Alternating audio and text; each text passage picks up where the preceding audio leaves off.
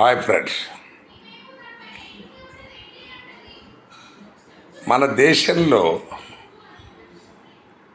Almost అన్ని నదులకు ఒక రాష్ట్రానికి ఇంకో రాష్ట్రానికి మధ్యన చాలా వరకు ఈ జల సంబంధమైన తగాదాలు, లిటిగేషన్స్ నడుస్తూనే ఉన్నాయి. మనకు ఏ ఒక కృష్ణానది, గోదావరి, బ్రహ్మపుత్ర ఏదైనా తీసుకోండి, మనకు గోదావరి, మన బ్రహ్మపుత్ర, గంగా ఇలాంటి వాటిలో మనకి ఇంటర్నేషనల్ డిస్ప్యూట్స్ కూడా ఉన్నాయి.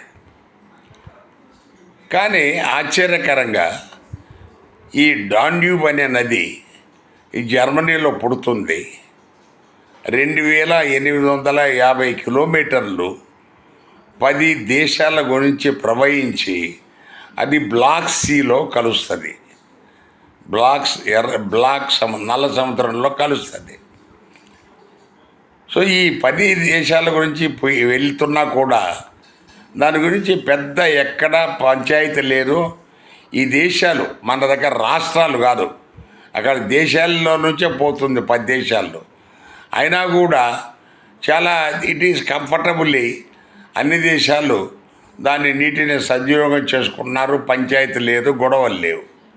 కానీ మన దగ్గర ఒక దేశంలోనే రాష్ట్రాల మధ్యనే బోల్డ్ అనే పంచాయతీలు ఉన్నాయి. మరి దాన్ని చూసి, ఈ డాన్యూబ్ నదిని చూసి, ఆ దేశాలను చూసి మన దేశంలో ఉన్న ఈ పాలకులు కొంతైనా మనము ఈ పద్ధతి మార్చుకుంటారని ఈ వీడియో ఉద్దేశం. Thank you.